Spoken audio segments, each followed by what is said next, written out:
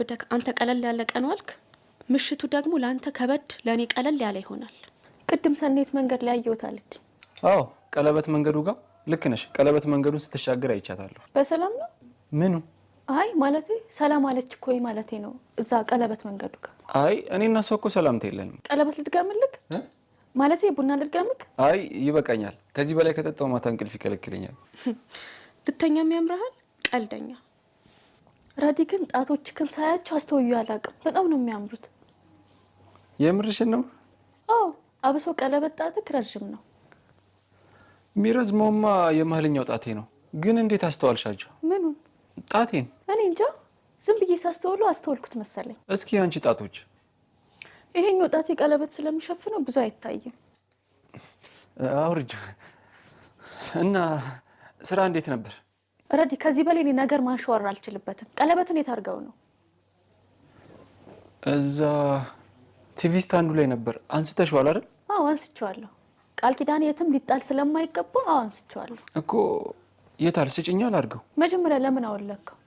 ድንቄም ቀለል ያለ ቀን ቀለበቱን ስላወለከው ነው ቀለል ያለ ቀን ያሳለፍከው? ምኑን ከምኑ ነው የምታገናኙ?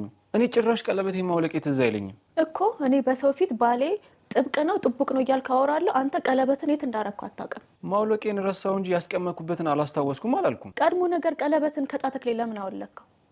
ቀለበት ከጣት ላይ ይወልቃል? ቀለበት እኮ አጥንት አይደለም። ወለቀ ተብሎ ወጌሻ ይጠራ፣ በቂቤ አይታሽም፣ መልሶ ይጠልቃል። ቢወልቅ ምን ችግር አለው? ይሄ እኮ መንገድ ዳር የሚሻት ተራ ቀለበት አይደለም፣ የጋብቻ ቀለበት ነው፣ የቃል ኪዳን ቀለበት። እኔ ቃል ያለኝ ከአንቺ ጋር እንጂ ከቀለበቱ አይደለም። የምትሰጪው የተጋነነ ትርጉም እኔ ምንም አይገባኝም። እንዴት ነው ከሀገር ሰዎች ሁሉ ተለይቶ የቀለበት ትርጉም አንተ ብቻ የማይገባ? ቀለበት እምነት እንደሆነ አታውቅም? ቀለበት እምነት አይደለም፣ ሰዎች ተስማምተው የፈበረኩት የጣት ጌጥ ነው። በዚህ አይነት የጋብቻ ቀለበት ሱና መሆኑንም ታስተባብላለህ ማለት ነው። ቀለበት ሱና ነው። ረሱላችን ሰለላሁ ዐለይሂ ወሰለም ጣት ላይም ነበር። ግን ይሄ የጋብቻ ቀለበትን አይጨምርም። ትዳር በእስልምና ክቡር እንደሆነ ታውቃለህ። ቀለበት ሱና ነው ብለህ የጋብቻ ቀለበትን እንዴት ተራ ነው ብለህ ታውቃለዋለህ? እያወራን ያለ ነው ስለ እስልምና ከሆነ እደግምልሻለሁ፣ ዲናችን የጋብቻ ቀለበትን አያውቀውም። ይሄን የተዛባ ድምዳሜን ለማሳየት ነው ቲቪ ስታንዱ ላይ ትተኸው የሄድከው ቀለበትን። ስለ አመለካከቴ ከሆነ የጠየቅሽኝ ግን አንቺን ደስ እንዲልሽ ብዬ ጣቴ ላይ አጠልቀዋለሁ እንጂ አንቺም ሆነሽ እኔ የጋብቻ ቀለበት በማድረጋችን አልስማማም። ጭራሽ እኔንም ልታስወልቀኝ ነው? ስሜታዊነቱን ተይውና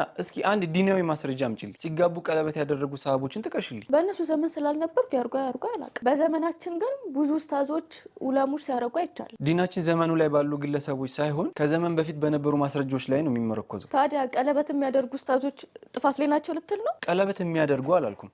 የጋብቻ ቀለበት የሚያደርጉ ከሆነ ግን ኡስታዝም ሆነ ዳይ ስህተት ላይ ናቸው። እነሱም እኮ ሰው ናቸው፣ ይሳሳታሉ። ዓለም ላይ ያሉ ሰዎች ሁሉ ስህተት ናቸው። አንተ ብቻ ነህ አይደል ትክክል? እስኪ አንድ ጥያቄ ልጠይቅሽ። አሁን ከጠቀሳቸው ኡስታዞች ወይም ዳዮች ውስጥ ከአንድ በላይ ማግባት ሸሪዓው ይፈቅድላቸዋል አይደለም? ታዲያ 4 ሚስት ማግባት ቢፈልጉ ጣታቸው ላይ 4 ቀለበት አድርገው ሊዞሩ ነው ወይስ 4ቱን አስጨፍልቀው እንደ አንድ ላይ ያደርጉት ነው? እሺ ሌላውን ሰው ተው፣ አያገባንም። ስለ ራሳችን እናወራ። ስለኛ ስናወራ ግን ስለ አንድ ሚስት ነው አይደለም የሚመለከት። ስለዚህ እሱን ማድረግ አለብን። ግዴታ ካረግሽውማ እንደውም ከዚህ በኋላ አላደርገውም። ወይኔ ረውዳ ጭራሽ። አሁና አንቺ እንዳይከፋሽ ብዬ ቀለል አድርጌ ጣቴ ያደረኩት እንጂ አንቺ እንደምትዩ ታማኝነት ቅቡልነት ምናምን ብዬ አይደለም። ሰው እንኳን ቢሰማ ምን ይልሃል?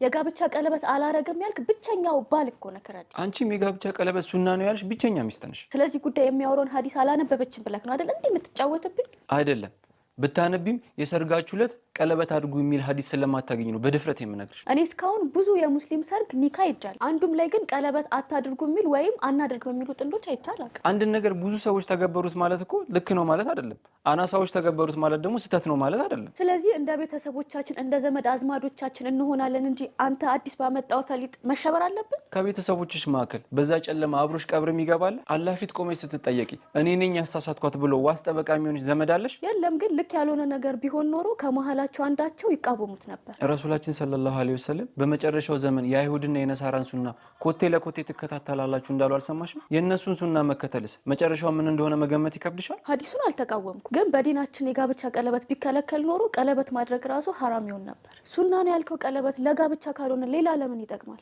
ጥቅሙ ብዙ ነው።